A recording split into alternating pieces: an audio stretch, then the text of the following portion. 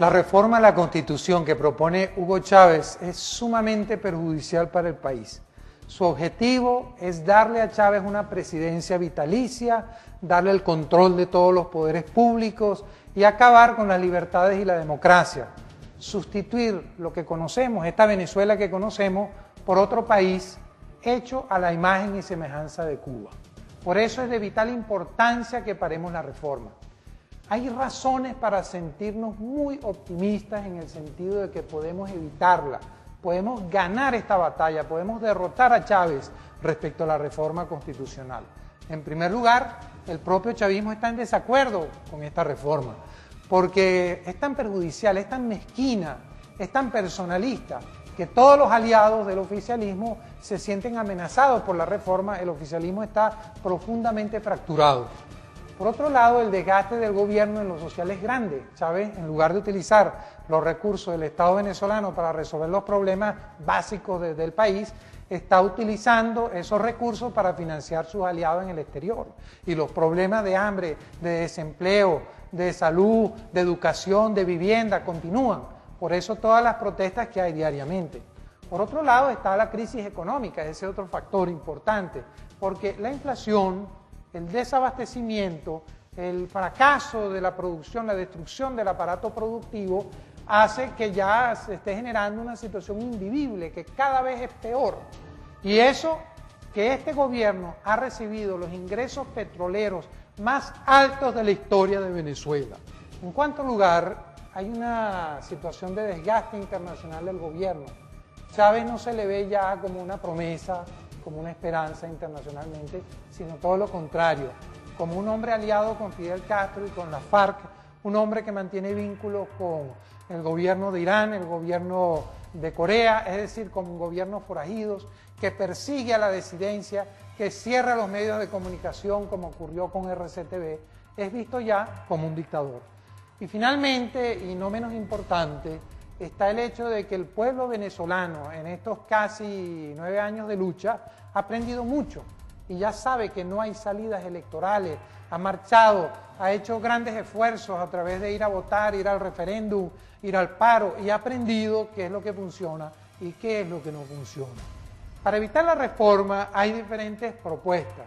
Unos llaman a votar masivamente en el referéndum aprobatorio, otros llaman a no votar, es decir, a la abstención.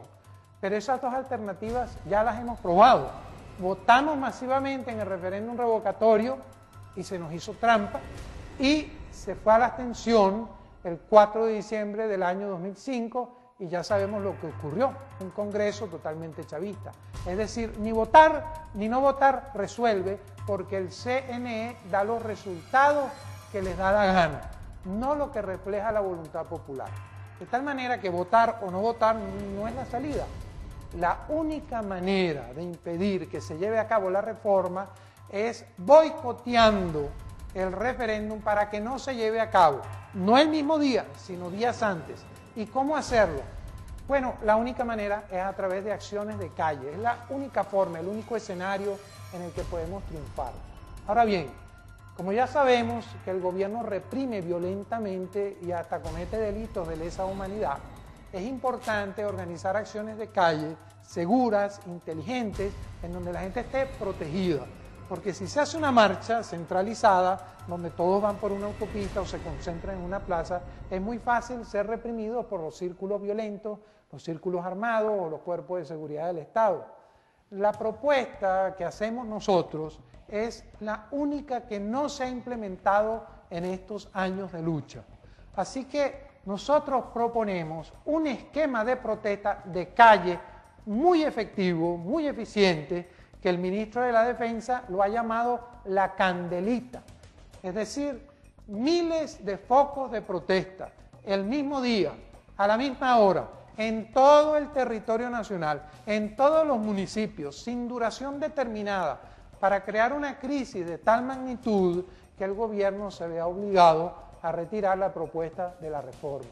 Se trata de una forma de protesta pacífica, democrática, constitucional, está emparada por varios artículos de la Carta Magna, pero muy especialmente por los artículos 333 y el artículo 350, De tal manera que es algo que no tiene ningún problema, no tiene ninguna criminalidad, es la manera más segura de protestar, pero el régimen dice y va a decir que es golpista, la va a criminalizar. ¿Por qué? Porque le tiene miedo a esa forma de protesta, porque es muy difícil de reprimir. Los cuerpos de seguridad no se dan abasto, no pueden ir a miles de lugares a la vez para reprimir, es imposible. Este esquema de protesta es tan efectivo, tan válido, que es el que Chávez utiliza en el exterior. El expresidente boliviano Gonzalo Sánchez de Lozada denunció recientemente que Evo Morales, cuando era candidato, vino a Venezuela y se llevó los famosos maletines repletos de dólares para su país, Bolivia, y eso sirvió para financiar la Candelita en Bolivia. Y eso fue lo que le permitió a Evo Morales lograr en Bolivia un cambio de gobierno y posteriormente él mismo lanzarse como candidato. De tal manera que el gobierno le tiene mucho miedo a esta forma de protesta, conoce su eficacia y trata de evitarla amedrentándonos, metiéndonos miedo, pero de allí la importancia de romper esa guerra psicológica del gobierno y organizar la Candelita. Tiene además un sustento jurídico muy importante, un sustento, digamos, filosófico. La Candelita es como una forma de votación, de elección, pero en lugar de ir a las, digamos, 15.000 centros de votación, a las 36.000 mesas que puedan haber en un momento dado, a expresar la voluntad popular mediante el dedo, apretando el botón en la máquina de votación o colocando un papel en la caja de votación. Cuando uno no cree en el CNE, cuando el CNE está viciado y no es posible expresar la voluntad a través del voto, bueno, se hace un mecanismo paralelo. Es el equivalente a un proceso electoral porque en lugar de haber una, digámoslo así, 15.000 centros de votación, hay 15.000 focos de protesta en lugares diferentes, no al lado de un centro de votación ni el mismo día. Esta protesta habría que hacerla antes del 2 de diciembre para evitar que el referéndum se lleve a cabo, no el mismo día, porque no se trata de confrontar. Es importante que cuando se hagan estas protestas no se confronte con los cuerpos de seguridad del Estado que van a reprimir o con los círculos armados del oficialismo. De hecho, esto está diseñado para que se haga cerca de la casa, que se detecte mediante unos mecanismos de vigilancia cuando llegan los cuerpos represores, cuando estén cerca la gente se repliega, cuando se vayan vuelven a salir y de esa manera se desgasta la capacidad de represión del gobierno hasta que llega un momento que la crisis es tan grande que se retira la reforma o la solicitud de reforma. Realmente quiero hacer un llamado a todos los venezolanos y venezolanas para hacer una reflexión profunda. Este es un momento terminal. Si se aprueba esta reforma constitucional, perderemos la democracia y la libertad. Nuestros hijos ya no serán nuestros, sino que serán adoctrinados con las ideas del Che Guevara, de Fidel Castro, del castrocomunismo.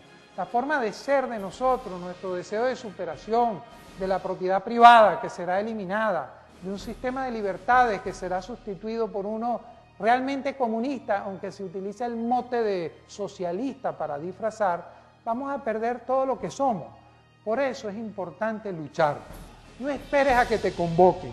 Llama a tus amigos, a tus vecinos y establece este mecanismo de protesta que es seguro, es efectivo, es inteligente.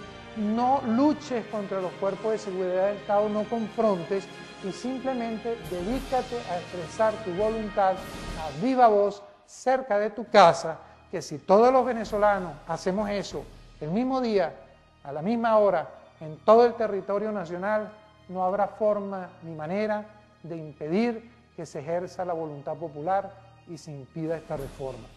Ten ánimo, ten confianza, ten esperanza, que este modelo castrocomunista jamás se va a implementar en Venezuela.